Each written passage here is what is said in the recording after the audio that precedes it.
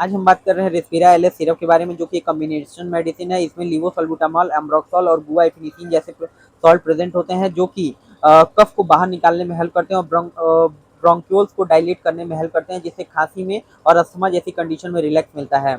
Doses की बात करें तो एडल्ट में 10 ml इसे सुबह दोपहर शाम 3 बार लेना होता है, या फिर जैसे आपके डॉक्टर प्रिस्क्राइब करें। कुछ साइड इफेक्ट इसको कर सकता है, जैसे कि चक्कर आना, नींद आना, उल्टी आना जैसी समस्या हो सकती है। आप अपने डॉक्टर की एडवाइस से इस प्रोडक्ट को यूज कर सकते हैं। जेनो कंपनी का ये काफी अच्छा प्रोडक्ट है। एमआरपी की बात करें तो 42 रुपए में आपको नजदीकी दवा घर पे मिल जाएगा ये। अगर आपको हमारा वीडियो पसंद आया हो तो लाइक करें, और ऐसा ही कंटेंट देखना चाहते हो तो सब्सक्राइब करें। Bye bye.